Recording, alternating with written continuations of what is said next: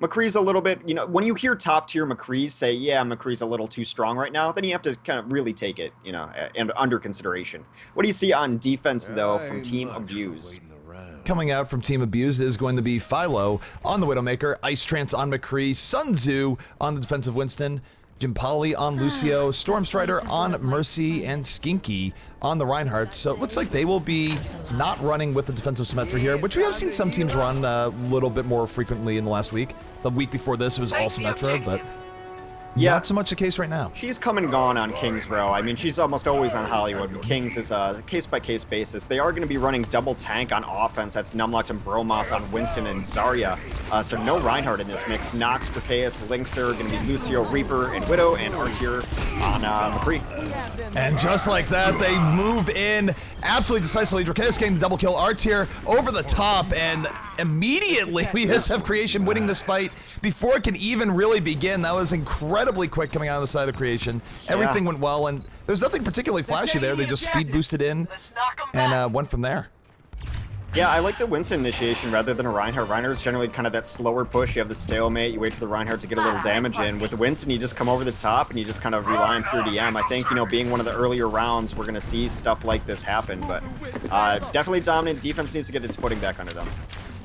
Defense, usually defenses here on the Kings Row Streets phase, they will try and move up a little bit to be more aggressive.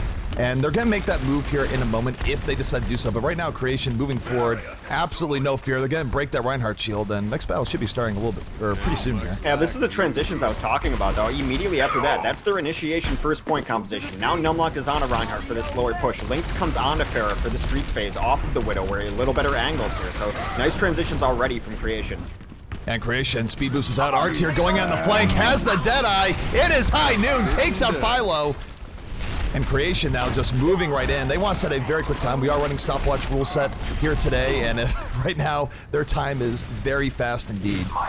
Yeah, mathematical perfect time for the most part right now, and they have a ton of ultimates up to work with. Dracaeus has a Death Blossom he's going to try to hit. He's actually getting a position. He does get spotted out by Philo, though. Nice spot.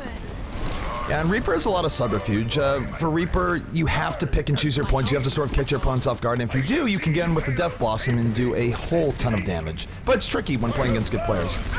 Yeah, for newer players, I always kind of liken Reaper to Spy in TF2. Here we go. The Reaper going at the Death Blossom. There he is, Dracaeus getting one kill. The follow-up coming in from Artier and the others, but a lot of damage being done by that Death Blossom, just completely wiping out the defense there, and this is looking very, very good for Creation here in our round of 64. Yeah, Philo jumps off the cliff. Numlock is already at the doors, locking them out. They might be able to hold one last time. They need to show something, though. Defense will have one last one to sort of stall here, but Artier going in, and there's a barrage from Linkser, going in off of the Graviton Surge, getting a kill. The rest of the team following up. Zarya setting up the entire team for a full team wipe, and that was about as by the book from Creation as you get. Yeah, it looks like Creation is pretty good. Everyone's got their skins up and everything, except Dracaeus, apparently. Dracaeus likes default. No shame in that. Yeah, speed boosted Death Blast. We haven't seen this for a while, actually. No, Reaper's definitely made a big resurgence in one hero limit. You see him a lot more. In the past, you'd see Dracaeus there on a second McCree, but because you can't go double McCree, you see that in 2:38 is the time. Oh, God. That is absolutely probably top 5 quick times we've seen on Kings Row in a competition. That was absolutely brutal. And we actually saw a legendary card go out. Yeah, it was just something. We used to see a ton of Reaper speed bursted in, though, and then teams just got really smart about playing around it. Then, of course, like you said, now that we're not doing, two heroes, that Reapers come back into the meta, but really nice synergy there. You see the Sound Barrier come down, the speed boost, even got the Zarya shield going in. That's one of the things I think a lot of players at lower levels need to start utilizing more. And you know my love affair with Zarya, but when you're having people with these ultimates that make them very exposed, a Zarya shield just completely negates that. Use it on Pharahs, use it on Reapers, and they can absolutely get all their damage off before getting nuked. All right, 238. Absolutely. What do you think? 238, I think we'd have to see, again, another top 5 time coming out in the same series. I would say Creation probably has this in this best of 1. It's a little bit of a rough way to go for Abused, but Creation certainly putting up a very, very strong attack. And defensively, we'll see what they do here in the defense, but would not be surprised if they do a full hold. But they don't even have to do a full hold here on point A. There's more time to cap point A then Abused has to finish out this entire map. So for those who are wondering what we're talking about here with times and all the rest, we are running stopwatch rule set here, which means that you have to beat the performance that another team does on the map. Because Creation Esports was able to finish the map in 2:38, if Abuse is not able to beat that time, that means that their performance on the map was categorically worse, therefore they do not win the map, they go down a map. This is single elim best of one. Right. And that would be the end of Abuse run here in this tournament. Well, I mean, it's kind of, you know, there's an upside and a downside. We're expanding both of our tournaments because we want to let people in and get experience into these, but we have to kind of run things a little different with best of ones and the way we do them so that we don't have 14-hour tournaments. And then you're going to get kind of one-sided matches here. But I think regardless of what happens, it's always good for Abuse to see where you're at, test your skills, and then kind of get the practice in against these top-level teams. Indeed.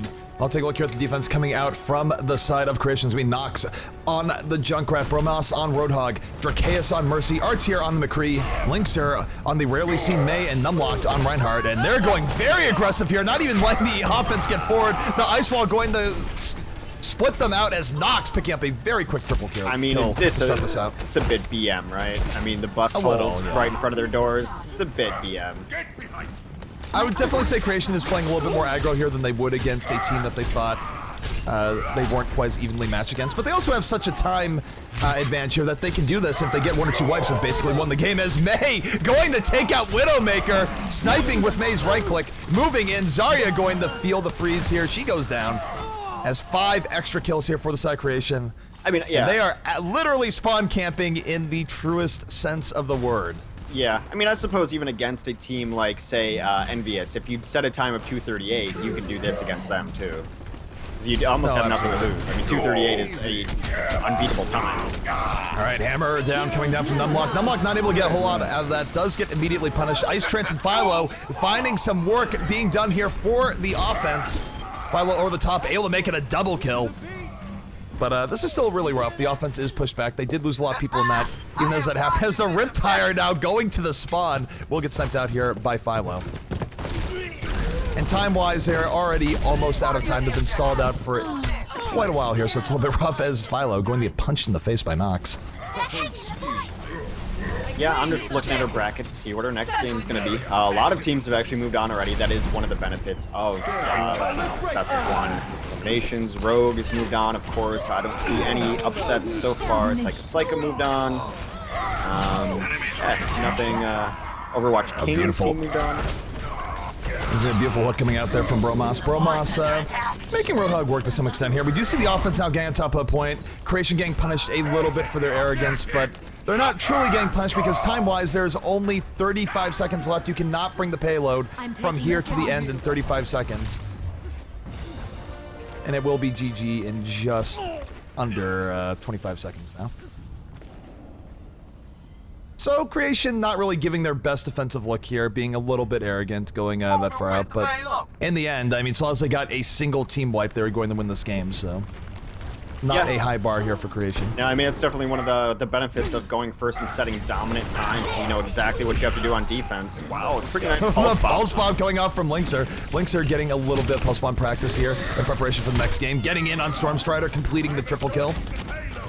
But time has passed. We're going to let them know that time is there. We're going to go back to lobby and try and get right into the next game. We know that Twitch chat abhors a break, so we try and keep things rolling as quick as we can. I wonder if SG1 or